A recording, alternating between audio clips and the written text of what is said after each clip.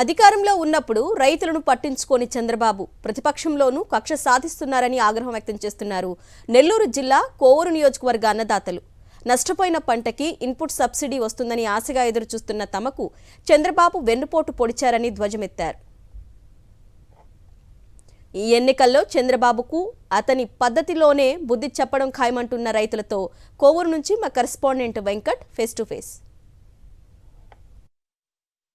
Corona సంక్షోభ సమయంలో కూడా ఆగని సంక్షేమ పథకాలను నిధులను చంద్రబాబు కక్షకట్టి ఆపేశారు. ఇన్పుట్ సబ్సిడీ రాకపోవడంతో కోవూరు నియోజకవర్గానికి సంబంధించిన రైతులు ఆవేదన వ్యక్తం చేస్తున్నారు. ప్రస్తుతం మనతో కొందరు రైతులు ఉన్నారు, వారితో మాట్లాడదాం. పెద్దయినా మీరు చెప్పండి, ఇన్పుట్ సబ్సిడీ పడాల్సింది, కాకపోతే చంద్రబాబు ఎలక్షన్ కమిషన్కి ఫిర్యాదు చేయడంతో అది ఆగిపోయింది. సో ఇది మీ దృష్టికి వచ్చిందా? దృష్టికి వచ్చింది, తెలుసుకున్నాము. నాకు పోయిన నష్టం వచ్చిన దాంట్లో అరటి చెట్లు బాగా డ్యామేజ్ అయితే ఇన్పుట్ సబ్సిడీ రాసుకుపోయారు.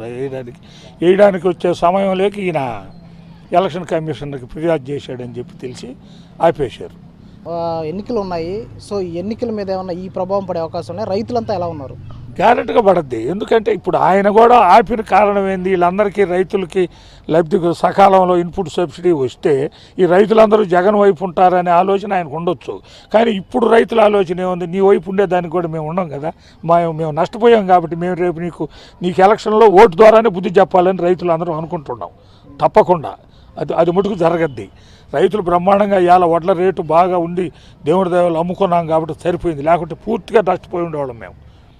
అది కూడా రాకపోయే తలకి. కానీ ఎలక్షన్ల గొడవలో ఏందో కానీ రైతులనైతే మొత్తం మీద చంద్రబాబు నాయుడు కక్ష కట్టుకున్నట్టుగా ఈ మధ్య వర్షాలు లేకుండా చేశాడు. తీరా ఇప్పుడు రెండోసారి ఈ రబీ సీజన్లో నారాధలు వేసుకునే టైం ఇన్పుట్ సబ్సిడీ ఆపి రైతులను అంత మోసం చేసి మళ్ళీ రైతులు నేను ఉద్ధరిస్తానని అంత దౌర్భాగ్యం మాట్లాడడం నిజంగా సిగ్గుచేటు విషయం రైతుల విషయంలో. దీన్ని మేము రైతు సంఘం తరపున తీవ్రంగా ఖండిస్తున్నాం.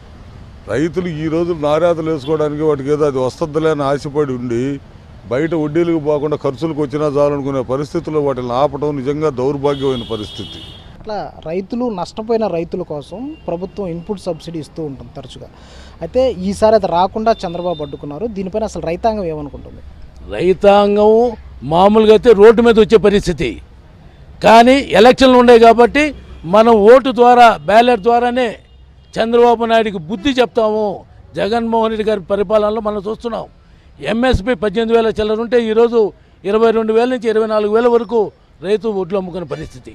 మన వరదల్లో నష్టపోతే విత్తనాలు సబ్సిడీ మీద ఇచ్చిన జగన్మోహన్ రెడ్డి పరిపాలనలో ఈరోజు 4 పుట్లు తక్కువ ఏ రైతు పండించరా. ఈరోజు రైతు సుభిక్షంగా ఉన్నాడు.